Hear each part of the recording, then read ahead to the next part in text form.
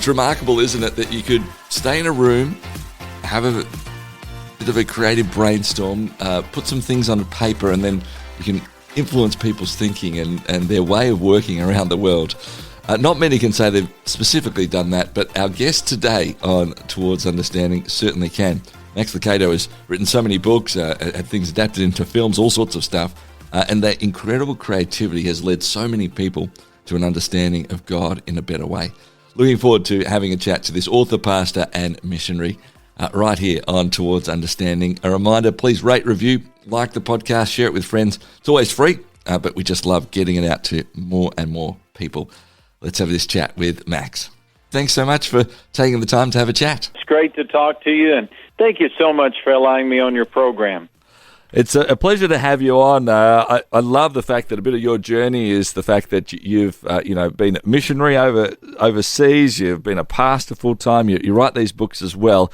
A lot of what you do is hugely creative, and especially with we've got the launch of the Christmas Candle now, which has been made into a movie. The book that you've written. Where do you find your creative juices from? Where's the best place for you? How do you create these sort of things? I've always loved stories.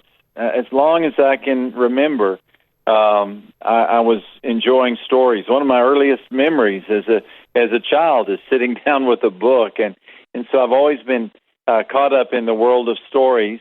I came to faith as a 20-year-old, and so it made sense for me to carry my interest with stories into the world of faith, and most of my adult ministry, most of my adult life and my ministry, I've been writing stories and telling stories, and so it's just a joy for me. And this particular story, the Christmas Candle, is my way of bringing together some of the greatest things of Christmas: faith and hope, and some struggles and difficulties. And I'm just hoping they all come together and create a story that's worth remembering. As you go through, a story like this that you've written and now it's been made into this feature film, and going to be shown all around Australia too. What do you hope to achieve? I often like asking that of authors or perhaps filmmakers, that as somebody goes and whether read your book or see this film, what are you hoping for them to have happen in themselves by the time they actually leave? I would like for them to think again about the possibility that there is a God, and that He does love us. That He does care, and that history is headed in a certain direction.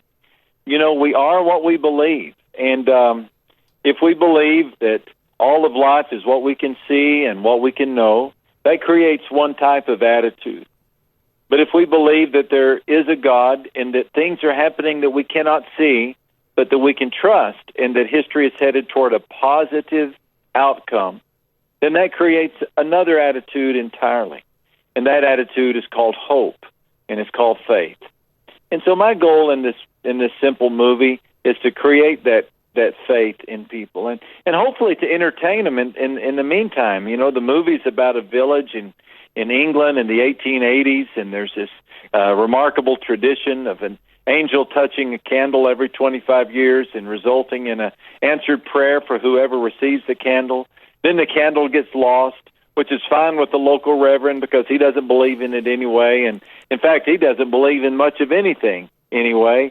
And so it's hopefully a beautiful blend of 18 Dickens era England with some people who do believe, some people who don't, and the wonder of bringing it all together at Christmas time. One of the features of your writing, Max, is very much been that immense creativity mixed with some very profound understandings and that joining together. You talked about, the fact you always love stories, you love these aspects of it.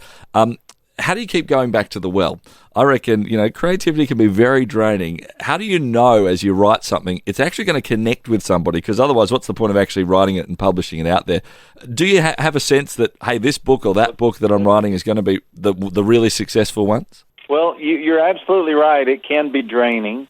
And I'm a pastor, and so that means I create messages all the time. But so do teachers, so do musicians, so do coaches.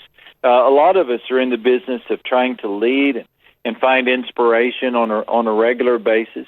I think that I can tell when a story is connecting with people. Sometimes I'll write a story and think it will connect, and it doesn't go over. And then sometimes I write a story, and I'm surprised, quite honestly, how well it's received. Usually I can tell, though, when the first time the story goes out, I can tell by the response of people if it's going to connect with them or not. And to me, the secret is just staying at it, not giving up. I keep a little framed quote in my desk, on my desk, that says, if you want to write, just put your butt in that chair and stay there a long, long time. Because for me, it's just a matter of tenacity, not giving up. I know if I stay there and keep at it, some idea is going to surface, and hopefully that idea is worth reading at some point. Are you just want white walls around you sort of guys, you write and let your own imagination run it, or do you need the nature and all those sorts of things and various inspirations to come across your path? No, I need to stay in my office. If I get up and I go outside, it's refreshing, but I get distracted. I need to stay in one place and just see if I can't let my imagination stir up the story. Yeah. Now, Max, I know that you've had a few of your other books actually made into films or TV shows or those sorts of things. Have you actually appeared in all those other ones? Because you do make a bit of a cameo in this. Is that right? I do in this one. It's my first time to ever be in one of my films, and probably will be my last time as well. But they let me have a cameo as long as I promise not to open my mouth. As you can tell, I have a Texas accent, and that doesn't fit well with the 1880s in England. Oh, surely you could have worked on a bit of a Cockney or rhyming slang or something like that, Max? I think you could have pulled it off, but not me. Look, absolutely love what you're doing with that. As you look forward, the inspiration that you've found for so many people, I mean, I've lost count of the amount of times people have either said, oh, look, you've got to check out this book, and it's one of your ones, or they've been inspired by something, or I've heard somebody preaching or using a story that you've created from your imagination in your book to prove a point in a sermon and hopefully encourage and inspire other people.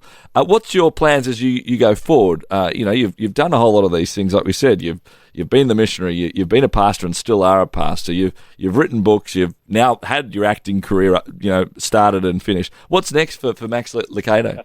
Well, more of the same. I love what I do, and I've been a pastor now for 30 years, and as long as the Lord gives me good health and ideas, I'm going to stay doing what I do. I love to write. I love to create messages, and so as long as I have the health and the wherewithal to do that, I'll keep doing it. Max, thank you so much for taking the time. We wish you all the best, obviously with the book, The Christmas Candle, and good luck. I hope that message does get out and people are really inspired, find that bit more hope, beyond perhaps some of the tinsel that we see at Christmas time as well. Thanks so much for taking the time to chat to us today. And thank you. I'm very honored to be on your program. Max Lucado, my guest here on Towards Understanding. Share your brand, your event, your message across 90 Christian radio stations and major cities in Australia and New Zealand by sponsoring Towards Understanding, hosted by Clayton Bielan. More than 210,000 people tune into Towards Understanding each week, and with just one sponsorship, you'll reach this immense engaged audience. Find out more about this exciting and unique opportunity now on the sponsorship page at positivemedia.com.au.